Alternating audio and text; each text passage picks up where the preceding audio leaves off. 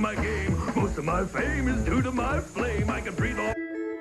Today's topic, women's rights in Saudi Arabia.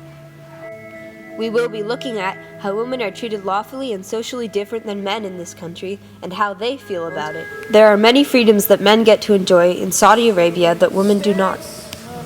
In Saudi Arabia, there are very strict cultural norms due to the country's religious extremes. The women who live there often face persecution and rejection for breaking these unspoken rules.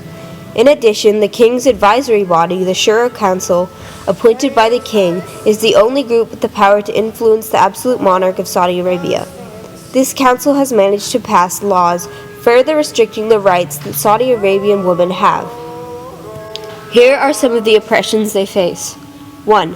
All television reporters must stick to a strict dress code, and even women in public must dress modestly, because apparently men cannot be held accountable for their actions. 2.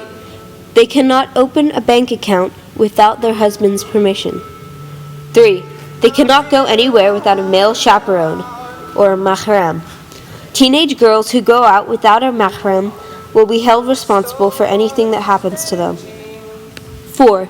Women cannot vote in elections, making it ever more difficult for them to change their situation. 5. Women cannot go for a swim because it would not be appropriate for them to be around men in their swimsuits. 6. Nor can they compete in sports. In fact, female athletes attending the London Olympics were regarded as sluts by many back home. 7. They cannot try on clothes when shopping because men cannot handle it. 8. Lastly, women are not allowed to drive. They are publicly shamed for doing so. Many Saudi Arabian historians, all male of course, have the argument that women should not be allowed to drive because of safety measures. In fact, a guy named Saleh Assadoun said on TV lately that women in the US drive because they do not care if they are raped. But I am interested to see what the women have to say about this issue. In an interview at a U.S. convention, an unidentified woman admits that after being in the United States for 2 months, she is very excited about the freedoms that Western women get to enjoy. She says that women back home do not have any freedom and that they live mostly online because they are not allowed to do anything.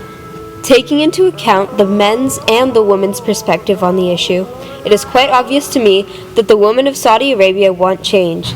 They have begun their protest by challenging the male-only driving rules. As you probably remember, there are no lawful restrictions on women's driving. However, Saudi clerks have used their influence over the monarch to reinforce the rules. Once again, it appears that the rules meant to protect the women are all created by men, for men. As long as the women stay inside of their pretty little box, they won't get hurt. But what about women with ambition? Why do they have to give up so many opportunities? Hopefully this video has made you appreciate how much freedom we have in our country. But I also hope that you can empathize with these women, even if you are male. Recognize that they are all human, and that just because our society seems equal in comparison, we can always do something to improve society. Sexism, like dust particles, exists all around us. Hopefully I've shined a new light on the issue.